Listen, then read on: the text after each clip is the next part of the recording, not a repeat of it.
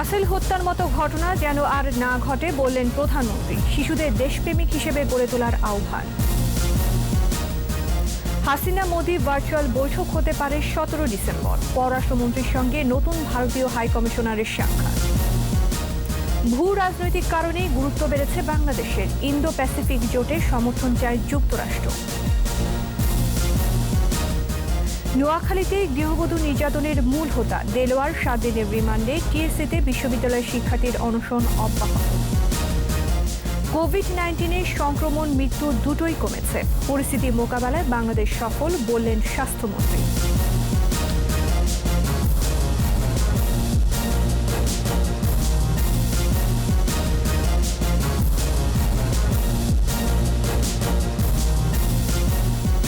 শুনছিলেন first security ইসলামী bank limited সংবাদ শিরোনাম। আমন্ত্রণ জানাচ্ছি রাত 11টার 21 সংবাদে।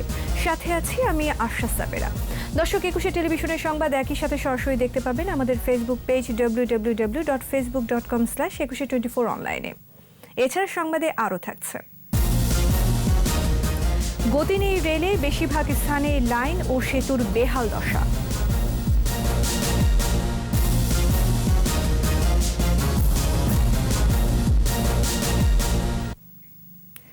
একটি ফুল কুড়িতেই শেষ হয়ে গেল।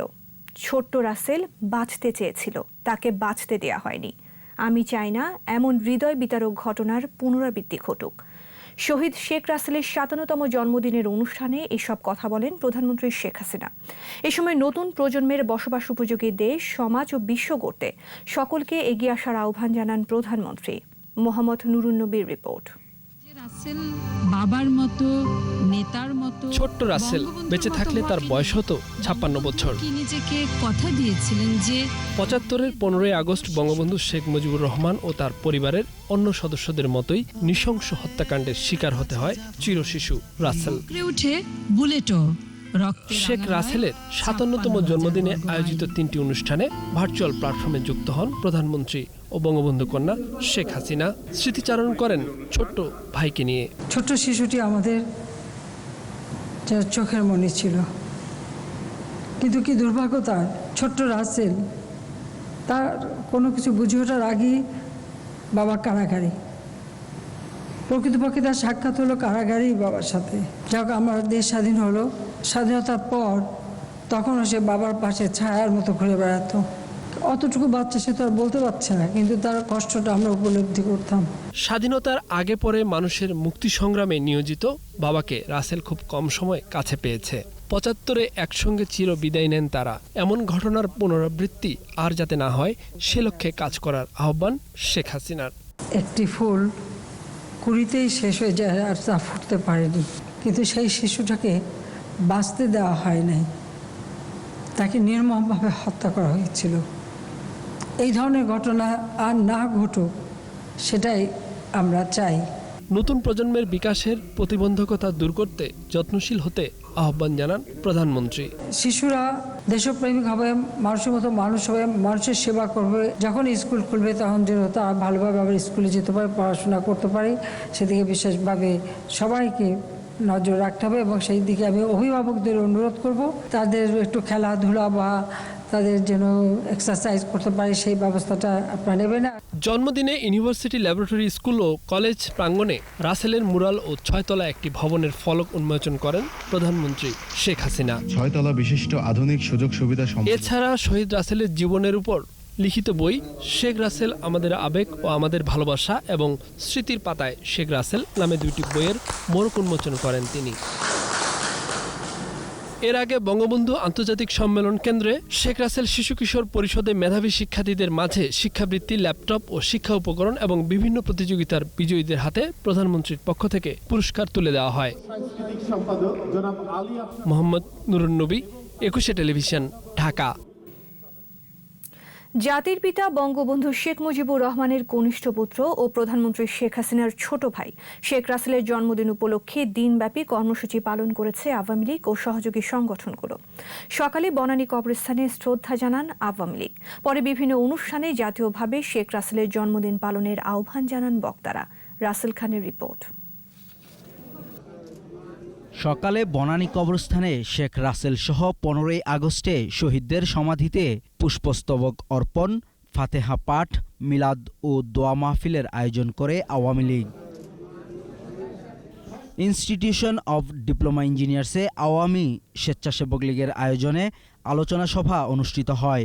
ভিডিও কনফারেন্সের মাধ্যমে যুক্ত হন আওয়ামী লীগের সাধারণ সম্পাদক ওবায়দুল কাদের। শিশু নির্যাতন ও হত্যার মতো ভিন্ন অপরাধ রোধেও শিশু অধিকার আদায়ের প্রতীক হিসাবে শেখ রাসেল হয়ে উঠুন চিরভাস্কর। শেখ রাসেলের জন্মদিন উপলক্ষে আলোচনা ও দোয়া মাহফিলের আয়োজন করে তথ্য যোগাযোগ ও প্রযুক্তি অধিদপ্তর। অনুষ্ঠানে অংশ নেন তথ্য যোগাযোগ ও প্রযুক্তি প্রতিমন্ত্রী। এই বাংলাদেশের মাটিতে যেন কখনো এই ধরনের ঘৃণ্যতম হত্যাকাণ্ড, অত্যাচার, নির্যাতন আর কোনোদিন না হয়, তার জন্য আমরা আজকে সকলেই অঙ্গীকারবদ্ধ হব। বিকেলে আওয়ামী লীগের কেন্দ্রীয় কার্যালয়ে বাংলাদেশ কৃষক লীগের উদ্যোগে অনুষ্ঠিত হয় আলোচনা সভা, দোয়া মাহফিল ও শিশুদের চিত্রাঙ্কন প্রতিযোগিতা।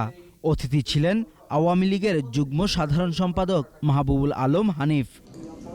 আমাদের লক্ষ্য দিতে হবে এই আমাদের যে নৈতিক এবং অবক্ষয়, নীতি নৈতিকতার অবক্ষয় হচ্ছে, এখান থেকে আমাদের মানব সমাজকে আজকে আমাদের জাতিকে খুব বেড়ে আনতে হবে, গড়ে তুলতে হবে তাদেরকে আদর্শ মানুষ হিসাবে। বাংলাদেশ শিশু একাডেমিতে অনুষ্ঠিত হয় শিশুদের অংশগ্রহণে সাংস্কৃতিক অনুষ্ঠান। এছাড়া শেখ রাসেলের জন্মদিন উপলক্ষে সন্ধ্যায় অনুষ্ঠিত হয় শিশু কিশোরদের চিত্রাঙ্কন প্রতিযোগিতা। পরে সংসদ ভবন চত্বর থেকে বের হয় আলোর মিছিল। রাসেল খান, একুশে টেলিভিশন, ঢাকা।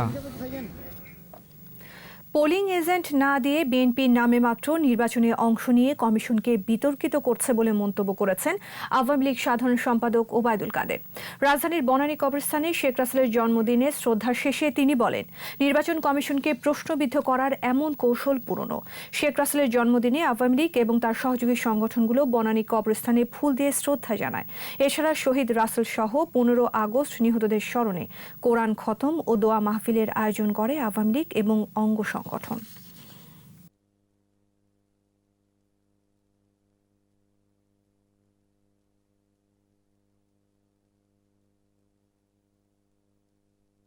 তারা নির্বাচন আসলে করার জন্য করেনি, জয়ের জন্য করেনি। তারা নির্বাচনে অংশ নিয়েছে নির্বাচনকে বিতর্কিত করার জন্য, প্রশ্নবিদ্ধ করার জন্য, সরকারকে প্রশ্নবিদ্ধ করতে, নির্বাচন কমিশনকে প্রশ্নবিদ্ধ করতে। এটাই হলো তাদের টার্গেট। আগামী 17 ডিসেম্বর প্রধানমন্ত্রী শেখ হাসিনার সাথে ভারতের প্রধানমন্ত্রী নরেন্দ্র মোদীর ভার্চুয়াল বৈঠক হওয়ার সম্ভাবনার কথা জানালেন পররাষ্ট্রমন্ত্রী একে আব্দুল মোমেন। রাষ্ট্রীয় অতিথি ভবন পদ্মায় নতুন ভারতীয় হাইকমিশনের সাথে বৈঠক শেষে মন্ত্রী জানান, স্বাধীনতা দিবসের অনুষ্ঠানে ভারতের প্রধানমন্ত্রী নরেন্দ্র মোদীকে চায় বাংলাদেশ। তহিদুর রহমানের রিপোর্ট। রাষ্ট্রীয় অতিথি ভবন পদ্মায় পররাষ্ট্রমন্ত্রী ডক্টর একে এম আব্দুল মোমেনের সঙ্গে সাক্ষাৎ করেন ভারতের নতুন হাইকমিশনার বিক্রম কুমার দোরাইস্বামী। পরে ব্রিফিংয়ে পররাষ্ট্রমন্ত্রী জানান, ভারত বাংলাদেশের সম্পর্ক এখন অনন্য উচ্চতায়। আলাপ আলোচনার মাধ্যমে সীমান্ত হত্যা বন্ধের চেষ্টা হচ্ছে বলেও জানান তিনি। আগামী ডিসেম্বরে প্রধানমন্ত্রী শেখ হাসিনার সাথে নরেন্দ্র মোদীর ভার্চুয়াল বৈঠকের সম্ভাবনার কথাও জানান পররাষ্ট্রমন্ত্রী। বাংলাদেশ এবং ইন্ডিয়ার মধ্যে একটা অত্যন্ত ভালো সম্পর্ক, এবং এই ভালো সম্পর্কটা আমরা রেজাল্টটা হচ্ছে উভয় দেশের জন্য খুব উপকারী। ডিসেম্বরে আপনার দুইজন প্রধানমন্ত্রীর ডিসকাশনটা হবে, সেইটার ডেটটা around 17th of December, 16 or 17। প্রশ্নের উত্তরে মন্ত্রী রোহিঙ্গাদের ভাষান্তরে পাঠানোর বিষয়ে সরকারের অবস্থান তুলে ধরেন। 1 লাখের মতো আমরা ভাষান্তরে নিয়ে যাব। আর নট অনলি দ্যাট, দ্বিতীয়ত ভাষান্তরে গেলে তারা মায়ানমারে যে কাজ করতেন, কৃষি করতেন, ফিশিং করতেন, গরু রাখতেন, সেইগুলো ওখানে ইকোনমিক অ্যাক্টিভিটি আমরা দিয়ে দেব। এর আগে সচিবালয়ে সংস্কৃতি প্রতিমন্ত্রীর সঙ্গে সৌজন্য সাক্ষাৎ করেন ভারতীয় high commissioner. Touhidur Rahman, Ekushey television, Dhaka. Indo Pacific strategy আইপিএসে বাংলাদেশের সমর্থন পেতেই বাংলাদেশ ঘুরে গেলেন মার্কিন উপপররাষ্ট্রমন্ত্রী স্টিফেন বিগান। বিশ্লেষকরা বলছেন ভূ রাজনৈতিক কারণেই বাংলাদেশের গুরুত্ব বেড়েছে। ইন্দো প্যাসিফিক স্ট্র্যাটেজির বাইরে রোহিঙ্গা সংকট সমাধানে আন্তর্জাতিক সমর্থন বাড়ানো সহ দ্বিপক্ষীয় সম্পর্কের আরও কিছু ক্ষেত্রে এই সফর সম্ভাবনা তৈরি করেছে বলে জানান তারা। মোহাম্মদ নুরুন নবীর আরও একটি রিপোর্ট।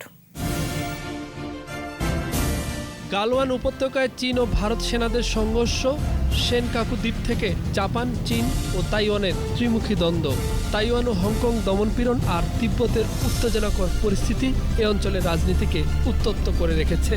এ পরিস্থিতিতে বিশ্ব রাজনীতিতে চীনের অবস্থানে সতর্ক যুক্তরাষ্ট্র। এ অঞ্চলে যুক্তরাষ্ট্রের জন্য ভারত যেমন গুরুত্বপূর্ণ, আবার মিয়ানমারের সঙ্গে ভারতের কৌশলগত সম্পর্কও ঘনিষ্ঠ। একই সঙ্গে মিয়ানমারের উপর চীনের একটা বড় প্রভাব রয়েছে। আর চীনের সঙ্গে যুক্তরাষ্ট্রের সম্পর্ক ঠিক কোন পর্যায়ে আছে কারোরই অজানা নয়। Belt and road initiatives BRI উদ্যোগে চীনের সাথে বাংলাদেশের চুক্তি সইয়ের পর থেকেই ভারত প্রশান্ত মহাসাগরীয় কৌশল বা IPS এর অংশীদার হিসেবে বাংলাদেশকে পেতে চায় যুক্তরাষ্ট্র। এ অবস্থায় ভূ রাজনীতিতে গুরুত্ব বেড়েছে বাংলাদেশের, আর সে কারণেই মার্কিন উপপররাষ্ট্রমন্ত্রীর বাংলাদেশ সফর। বিশ্লেষকরা বলছেন যুক্তরাষ্ট্রের মূল দৃষ্টি ভারতের দিকে থাকলেও নজরে আছে বাংলাদেশ। এই জোটটির ব্যাপারে বাংলাদেশ সহ বিভিন্ন দেশের সমর্থন অথবা তাদের সহযোগিতা বা তাদেরকে কাছে টানার একটা চেষ্টা ছিল। একটি নতুন ভূ রাজনৈতিক গুরুত্ব তৈরি হয়েছে। পাশাপাশি এই অঞ্চলে মার্কিন যুক্তরাষ্ট্রের যে প্রেজেন্স, বাংলাদেশের হাত ধরে তারা এটাকে আরো চেষ্টা করবে। They will want concessions. Every country wants it. Right. Okay. আমরা ওদের কাছ থেকে GSP চাচ্ছি। এটা it will depend how we negotiate with them. কোন দেশ কাউকে out of shared brotherhood and love কিছু দেয় না। বিজ্ঞানের সফরে রোহিঙ্গা সংকটের সমাধান, মুক্ত বাণিজ্য চুক্তি FTA, তথ্য প্রযুক্তি সহ দ্বিপক্ষীয় ইস্যুর সমাধানের সম্ভাবনা তৈরি হচ্ছে বলে মনে করছেন বিশ্লেষকরা।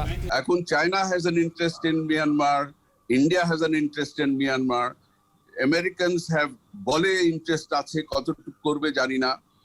তো সবাইকে বলতে হবে এখন প্রেসারে 1.1 মিলিয়ন রেফিউজিজ এখানে বসে আছে। they create a potential security risk not just for us but for the whole region and for the world. বিশ্লেষকরা মনে করেন BRI এর মতো অর্থনৈতিক উদ্যোগের পাশাপাশি IPS এর মতো নিরাপত্তা জোটের সঙ্গে তাল মিলিয়ে চলতে দরকার সফল কূটনীতি। স্ট্র্যাটেজিক দিক থেকে ঠিক আছে, কিন্তু এটা ইমপ্লিমেন্ট করার ক্ষেত্রে হয়তো আমাদের আরো বেশি ক্যাপাসিটি বিল্ডিং করতে হবে। মোহাম্মদ নুরুন নবী, একুশে টেলিভিশন, ঢাকা। নোয়াখালীর বেগমগঞ্জে গৃহবধূ নির্যাতনের মূল হোতা দেলোয়ারকে 3 মামলায় 7 দিনের রিমান্ড মঞ্জুর করেছে আদালত।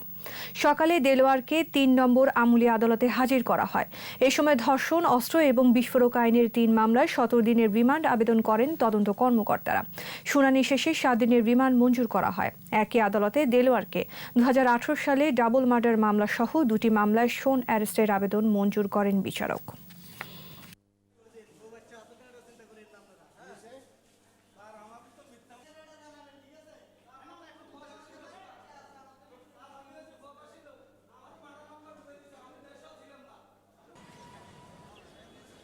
তিন মামলায় নারী শিশুর মামলাতে তাকে 5 দিনের রিমান্ড, বিস্ফোরক মামলায় 1 দিনের রিমান্ড এবং অস্ত্রের মামলায় 1 দিনের রিমান্ড বিজ্ঞ আদালত মঞ্জুর করেছেন এবং হত্যা মামলা ও অন্য আদার সেকশনের মামলায় তাকে শুনানি দেখানো দেখছেন।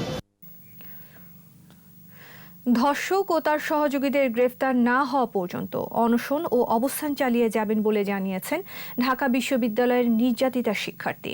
টিএসসির রাজু ভাস্কর্যের সামনে অবস্থান করছেন তিনি। জানিয়েছেন তার লড়াই অন্যায়ের বিরুদ্ধে নারী লাঞ্ছনার বিচার পাওয়ার লক্ষ্যে। মিনালা দিবার রিপোর্ট। ধর্ষণ এবং সহযোগিতার বিচারের দাবিতে টিএসসির রাজু ভাস্কর্যের সামনে অনশন এবং অবস্থান করছেন এই শিক্ষার্থী।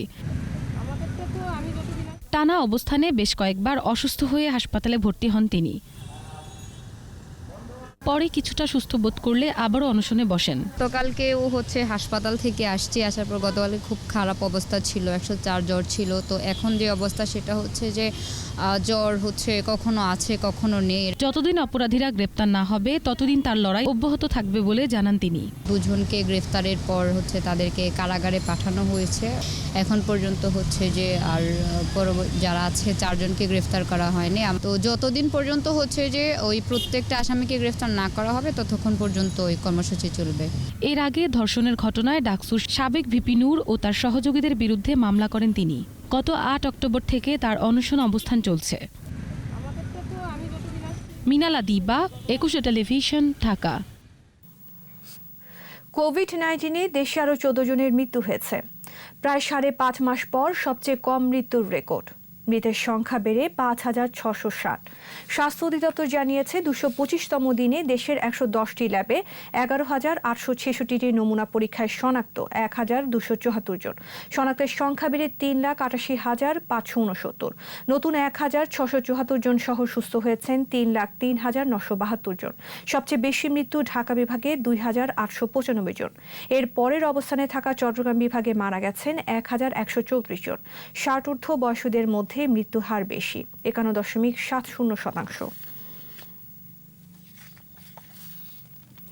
কোভিড-19 মোকাবেলায় বাংলাদেশ অনেক উন্নত দেশের চেয়েও সফল বলে মন্তব্য করেছেন স্বাস্থ্যমন্ত্রী ডক্টর জাহিদ মালেক। রাজধানীর একটি হোটেলে role of surgeon in Covid pandemic Bangladesh perspective শিরোনামে আলোচনায় যোগ দেন মন্ত্রী। এ সময় বলেন, সংক্রমণের শুরুতেই কিছু সীমাবদ্ধতা থাকলেও সরকারের আন্তরিক প্রচেষ্টায় করোনা মোকাবেলায় মৃত্যুর হার অনেক উন্নত দেশের তুলনায় কম। সীমিত সরঞ্জাম ও প্রযুক্তিগত ঘাটতি থাকলেও দেশে এখন স্বাভাবিক পরিস্থিতি বিরাজ করছে উল্লেখ করে স্বাস্থ্যমন্ত্রী জানান, শিগগির কোভিডের ভ্যাকসিন পাওয়া যাবে। সীমিত সম্পদ নিয়ে, সীমিত জনবল নিয়ে, সীমিত আমাদের টেকনোলজি নিয়ে আমরা গর্বের সাথে বলতে পারি বাংলাদেশ অন্যান্য দেশের তুলনায় অনেক ভালো আছে। কিভাবে কোভিড আক্রান্ত করবে মানুষকে, কিভাবে চিকিৎসা হবে, কারো জানা ছিল না, আমাদেরও জানা ছিল না। আমাদের শেখার একটা সময়, আমরা খুব শিখছিও, আমরা খুব তাড়াতাড়ি, সেই জন্য আমাদের মৃত্যুর হার কম। নিচ্ছি বিরতি। স্বাস্থ্যবিধি মেনে চলুন, সুস্থ থাকুন। যখন ফিরছি তখন অন্যান্য খবরের সঙ্গে আরও থাকবে। সংবাদ শিরোনামে বিজ্ঞাপন প্রচারে বাধা নেই, আপিল বিভাগে হাইকোর্টের নিষেধাজ্ঞায় স্থগিত। স্বাস্থ্যবিধি মেনে শারদীয় দুর্গা উৎসবের প্রস্তুতি, বন্যা ও করোনায় কমেছে মণ্ডপের সংখ্যা। আবারও আমন্ত্রণ রাত 11টার 21 সংবাদে। গতি নেই রেলে, বেশিরভাগ স্থানেই রেল ট্র্যাক ও রেল সেতুর বেহাল দশা। ব্রিটিশ আমলের পুরনো মেয়াদ উত্তীর্ণ 1270টি সেতু আর নরবরে লাইন সংস্কারের অভাবে গতি কমেছে রেলে। সেই সাথে ঝুঁকিপূর্ণ হয়ে উঠেছে রেলপথ। রেল ট্র্যাকে পাথর নেই, কাঠও নষ্ট হচ্ছে। রেলমন্ত্রী বলছেন, রেলে গতি বাড়াতে নেওয়া হয়েছে বেশ কিছু প্রকল্প। রেল নিয়ে সাইদুল ইসলামের 5 পর্বের ধারাবাহিকের 3য় পর্ব আজ। ছবি তুলেছেন তালুকদার সোহেল। 2877 কিলোমিটারের রেলপথ স্থাপন করে গিয়েছিল ব্রিটিশরা। প্রতি বছর সংস্কার হলেও অনেক স্থানেই রেলের ট্রাকে পাথর নেই, চুরি ও নষ্ট হচ্ছে রেললাইনের কাঠ। কমলাপুর স্টেশনের ভেতরের অনেক জায়গার চিত্র একই রকম। ঢাকার নারায়ণগঞ্জ রুটের অবস্থা আরও বেহাল। ভরা বর্ষায় রেললাইন চলে যায় পানির নিচে, কোথাও কোথাও স্ক্রুও খোলা। ট্রাক সংস্কারে 2019-20 অর্থ বছরের বাজেট প্রায় 50 কোটি টাকা, আগের বছর ছিল 30 কোটি টাকা। সব মিলিয়ে 3650টির বেশি রেল সেতু রয়েছে। এর মধ্যে 1270টি সেতুর আয়ুষ্কাল পেরিয়েছে। মেয়াদ উত্তীর্ণ সেতুতে ঝুঁকি নিয়ে চলছে ট্রেন, ঘটছে দুর্ঘটনা। রেলমন্ত্রী জানালেন, ঝুঁকিপূর্ণ সেতু পুনর্নির্মাণ ও সংস্কারে 7000 কোটি টাকার 2টি প্রকল্প নেওয়া হয়েছে। যে ব্রিজগুলো যেগুলো মেরামতের করা প্রয়োজন, সেগুলো ইতিমধ্যে আমরা পর্যায়ক্রমভাবে সেগুলো মেরামত করছি। যে কারণে গত 1 বছরে দেখবেন যে অভিযোগটা সিলেট আপনার রাস্তায় ছিল, এই আখাউড়া থেকে সিলেট, এইবার কিন্তু কোনো ট্রেন ডিরেলমেন্ট কিন্তু খুব একটা নাই। জনবলের অভাবে 100-র বেশি স্টেশন বন্ধ। আর রেলের গতি বাড়াতে সরকারের চেষ্টার কমতি নেই বলেও জানান রেলমন্ত্রী। একটা প্রকল্প এটার উপর আমরা ইতিমধ্যেই প্রায় শেষ পথে। এই প্রকল্পটা তৈরি হয়ে গেলে, এই অনুমোদিত হলে আমরা সেগুলো বাস্তবায়ন করতে পারবো। সাইদুল ইসলাম, 21 টেলিভিশন, ঢাকা। ইন্টারনেট ও কেবল টিভির ঝুলন্ত তার মাটির নিচে প্রতিস্থাপনে নভেম্বর পর্যন্ত সময় বেঁধে দিয়েছে ঢাকা দক্ষিণ সিটি কর্পোরেশন। নগর ভবনে internet service provider association of Bangladesh ISPAB ও cable operators association of Bangladesh COAB নেতাদের সাথে বৈঠক শেষে এ কথা জানান মেয়র শেখ ফজলে নূর তাপস। কিছু আমাদের ভুল বোঝাবুঝি ছিল বা আমাদের মধ্যে কিছু দ্বিমত ছিল। আমরা বলেছি বৃহত্তর স্বার্থে তারের জঞ্জাল থেকে ঢাকা শহরকে মুক্ত করার জন্য সুন্দর ঢাকা গড়ার লক্ষ্যে আমরা সর্বরকম ছাড় দিব এবং আমরা ঢাকা দক্ষিণ সিটি কর্পোরেশনের পক্ষ থেকে পূর্ণ ছাড় দিয়েছি। এমনকি সড়ক খননের জন্য যে ক্ষতিপূরণ প্রয়োজন সেই ক্ষতিপূরণও আমরা তাদের থেকে এই সময় আর নিব না। কিন্তু সকলে মিলে আগামী নভেম্বরের মধ্যেই এই কাজটি সম্পন্ন করার জন্য আমরা তাদেরকে বিনীতভাবে আমরা অনুরোধ করেছি যে তারা যেন সেই কাজটি সম্পন্ন করে। টেলিভিশনের সংবাদ শিরোনামে বিজ্ঞাপন প্রচারে হাইকোর্টের নিষেধাজ্ঞা স্থগিত করেছে আপিল বিভাগ। প্রধান বিচারপতি সৈয়দ মাহমুদ হোসেনের নেতৃত্বে আপিল বেঞ্চ এই স্থগিতাদেশ দেন। এর ফলে মামলা নিষ্পত্তি না হওয়া পর্যন্ত টিভি চ্যানেলগুলোর খবরে স্পন্সরশিপ থাকতে আর বাধা রইল না। আদেশের পর অ্যাটর্নি জেনারেল AM আমিনুদ্দিন বলেন, টেলিভিশন চ্যানেলগুলোর বিজ্ঞাপন ছাড়া আর কোনো আয় নেই। বিজ্ঞাপন না থাকলে অনেক চ্যানেল বন্ধ হয়ে যাবে।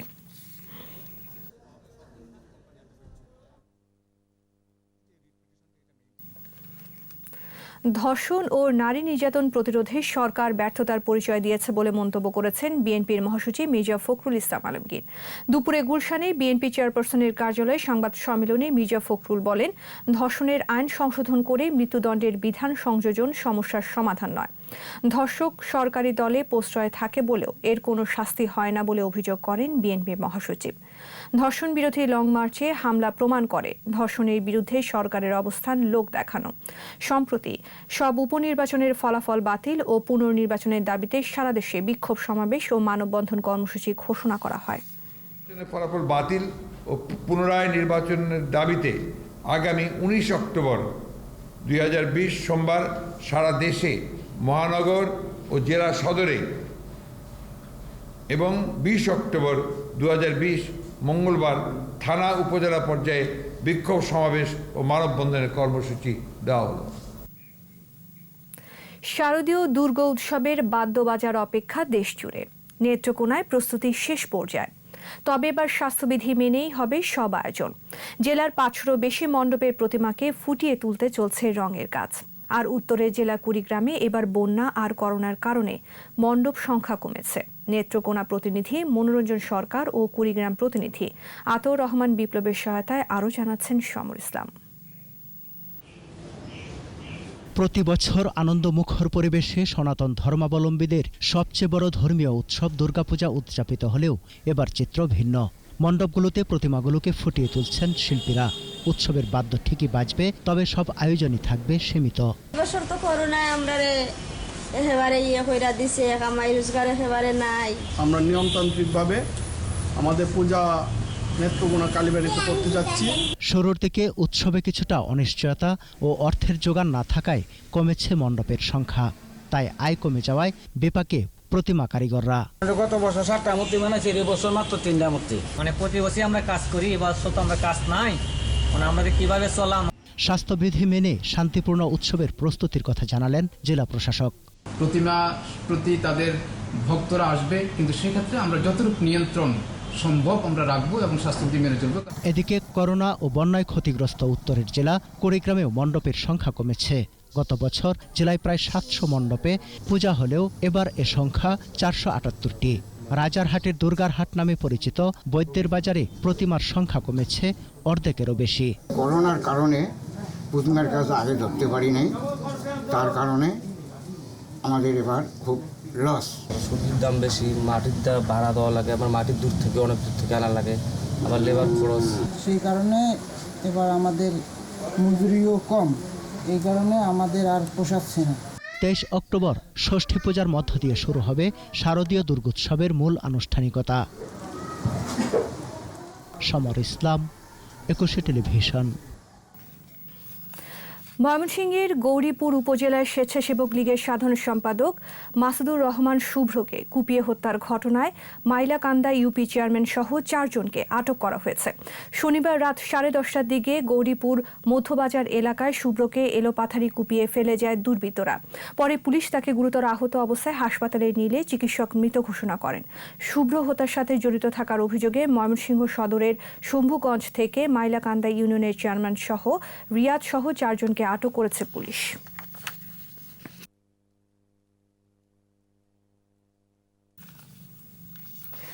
সিলেটে রায়হানের হত্যাকারী বন্দরবাজার পুলিশ ফাঁড়ির বহিষ্কৃত এসআই আকবর হোসেন ভুইয়া সহ খুনিদের গ্রেফতারে 72 ঘণ্টার আলটিমেটাম দিয়েছেন রায়হানের মা সালমা বেগম। রোববার নগরীর নেহারিপাড়া বাসভবনে সংবাদ সম্মেলন করে এই আলটিমেটাম দেন তিনি। এ সময় রায়হান হত্যার বিচার বিভাগীয় তদন্ত দাবি করেন সালমা বেগম। সংবাদ সম্মেলনে আওয়ামী লীগের সাবেক সাংগঠনিক সম্পাদক অ্যাডভোকেট মিসবাউদ্দিন সিরাজ, স্থানীয় কাউন্সিলর মোখলিসুর রহমান কামরান, রেজাউল হাসান কায়েস লোদি সহ স্থানীয়রা উপস্থিত ছিলেন।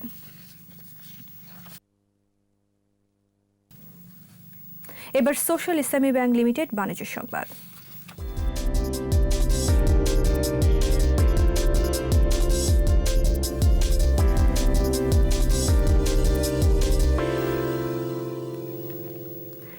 ইনভার্ন নামে 60% পর্যন্ত বিদ্যুৎ সাশ্রয়ী নতুন মডেলের এয়ার কন্ডিশন উদ্বোধন করেছেন ওয়ালটন।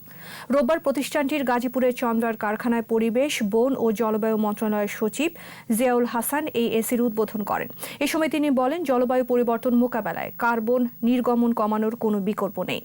এই ক্ষেত্রে সবুজ জ্বালানি ব্যবহার বাড়ানো এবং জ্বালানি ও বিদ্যুৎ খরচ কমানো উভয়ই গুরুত্বপূর্ণ। বিশ্বজুড়ে জ্বালানি ও বিদ্যুৎ সাশ্রয়ী যন্ত্রপাতি ও ইলেকট্রনিক্সের ব্যবহার বাড়ছে। ওয়ালটনের মাধ্যমে বাংলাদেশও আজ সেই যাত্রায় সামিল হলো।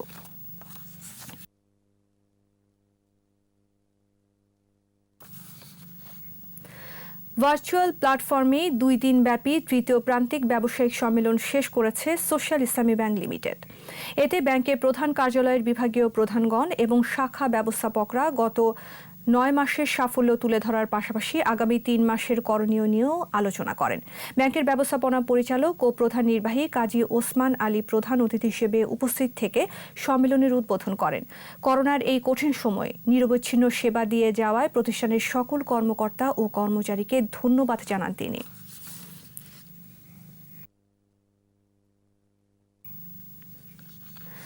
ব্রেস্ট ক্যান্সার প্রতিরোধে নারীদের নিয়মিত মেডিকেল চেকআপ ও এর ভয়াবহতা সম্পর্কে জানাতে সচেতনতামূলক অনুষ্ঠানের উদ্যোগ নিয়েছে ফ্রেশ টিস্যু। রাজধানীর বনানীতে সড়ক ও ব্রিজ গোলাপি আলোয় আলোকিত করার মাধ্যমে এই উদ্যোগের আয়োজন করে ফ্রেশ। ব্রেস্ট ক্যান্সারে দেশে গড়ে 19 জন নারী মারা যায়। প্রাথমিক পর্যায়ে চিহ্নিত করতে পারলে মৃত্যুর হার 90% কমে আসতো বলে মনে করে ফ্রেশ। এরই অংশ হিসেবে মানুষকে সচেতন করতে দেশের 8টি বিভাগে চলবে মাসব্যাপী মেডিকেল ক্যাম্পেইন। অনলাইনে আবেদন করে ক্যাম্পেইনে অংশগ্রহণকারীদের 1000 নারী free primary check up and consultancy সার্ভিসের সুযোগ পাবেন। আর এরই সাথে শেষ করছি রাত 11টার 21 সংবাদ। যাবার আগে ফার্স্ট সিকিউরিটি ইসলামী ব্যাংক লিমিটেড সংবাদ শিরোনামগুলো আরও একবার। রাসেল হত্যার মতো ঘটনা যেন আর না ঘটে বললেন প্রধানমন্ত্রী। শিশুদের দেশপ্রেমিক হিসেবে গড়ে তোলার আহ্বান। হাসিনা মোদি ভার্চুয়াল বৈঠক হতে পারে 17 ডিসেম্বর। পররাষ্ট্রমন্ত্রীর সঙ্গে নতুন ভারতীয় হাইকমিশনারের সাক্ষাৎ। ভূ রাজনৈতিক কারণে গুরুত্ব বেড়েছে বাংলাদেশের, ইন্দো প্যাসিফিক জোটের সমর্থন চায় যুক্তরাষ্ট্র। নোয়াখালীতে গৃহবধূ নির্যাতনের মূল হোতা দেলোয়ার 7 দিনের রিমান্ডে। টিএসসিতে বিশ্ববিদ্যালয় শিক্ষার্থীর অনশন অব্যাহত। কোভিড-19 সংক্রমণ মৃত্যু দুটোই কমেছে। পরিস্থিতি মোকাবেলায় বাংলাদেশ সফল বললেন স্বাস্থ্যমন্ত্রী।